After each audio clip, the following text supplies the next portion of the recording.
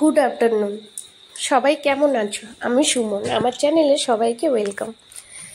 রাখি পূর্ণিমার জন্য কিছু স্পেশাল চকলেট আমি বাড়িতেই বানিয়েছিলাম, আর কিভাবে বানিয়েছিলাম ওটাই আপনাদের সাথে শেয়ার করলাম। আমি দুটো এখানে কেকের বেস তৈরি করেছিলাম, একটা চকলেট কেকের বেস আর একটা ভ্যানিলা এসেন্সের কেকের বেস। এই চকলেট কেকের বেসটি আমি রেডি করে ওটিজিতে 30 সেকেন্ডের মতন দিয়ে দিয়েছিলাম। আর এখানে যে ভ্যানিলা এসেন্সের সহ এই কেকটি যে বানাচ্ছি, এটা ময়দা দিয়ে বানিয়েছি। এর মধ্যে একটু আমি জেল কালার ইউজ করেছি, ইয়েলো কালারের। এটা ভ্যানিলা এসেন্সের কেকের বেস। এটা এই দুটোই আমি ওটিজিতে দিয়ে 30 সেকেন্ডের জন্য বেক করেছিলাম। আর এদিকে আমি হোয়াইট চকলেট গানাশ আর ডার্ক চকলেট গানাশ দুটোই আমি এরকম পিস পিস করে কেটে মাইক্রোওয়েভে 30 সেকেন্ডের জন্য দিয়ে দিয়েছিলাম মেল্ট হওয়ার জন্য।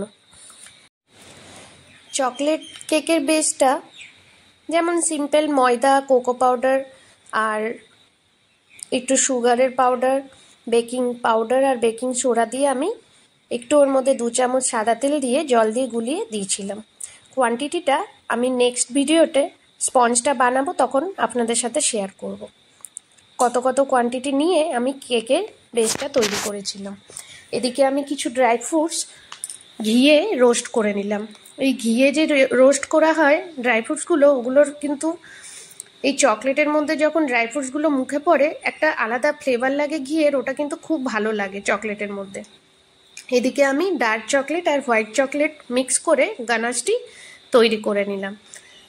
এগুলো মেল্ট হয়ে গেছিলো, কিন্তু আমি মিক্স করে আবার ভালো করে এগুলোকে একসাথে মিক্স করে রেডি করলাম।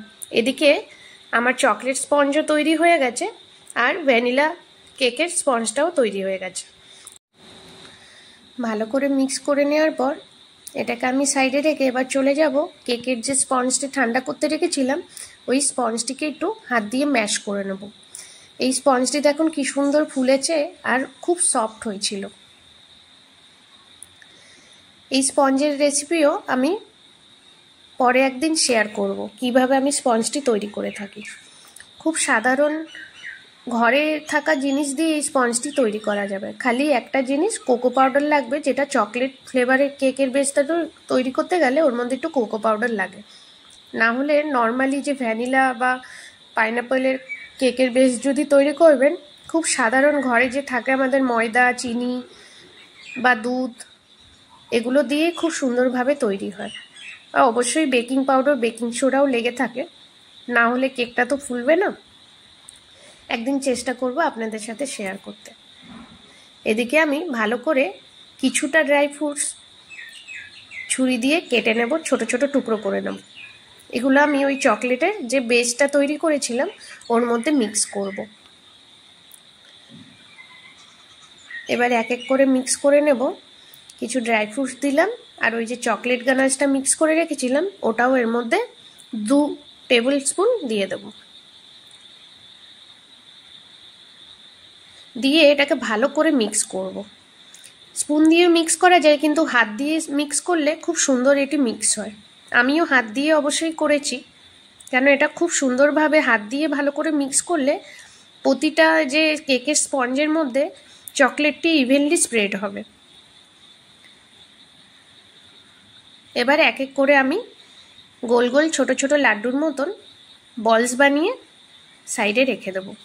এই যে ডাইরেক্ট যে বলটা, এটাও কিন্তু একটা চকলেট। এই চকলেটটা অনেক দিন ফ্রিজে স্টোর করে রাখা যায়। এটা কোনো চকলেট গানাশে ডিপ না করেও এরকমও ডাইরেক্ট খাওয়া যায়। এটা একটু ফ্রিজে সেট করার জন্য 2 ঘন্টা টাইম দিতে হয়। 2 ঘন্টায় খুব সুন্দর সেট হয়ে যায়। ওগুলো আমার হয়ে গেছে। এবার এগুলো সেম প্রসেসে আমি ওই যে হোয়াইট ভ্যানিলা নিয়েছিলাম চকলেট বেসটাও, ওটাই আমি হাত দিয়ে ম্যাশ করে ওর মধ্যে হোয়াইট চকলেট গানাশ আর ড্রাই ফ্রুটস মিক্স করে নিয়েছি। এবার সুন্দর করে এটা ছোট ছোট বলস তৈরি করে দেব। খুব সহজ, আর একবার বাড়িতে বানিয়ে এরকমভাবে খেয়ে দেখুন চকলেট, আমি পুরো গ্যারেন্টি দিতে পারি বাইরে থেকে চকলেট কেনা আপনারা বন্ধ করে দেবেন। কেন বাইরের চকলেটের থেকে এই চকলেটটা বেশি টেস্ট আর বেশি হেলদিও।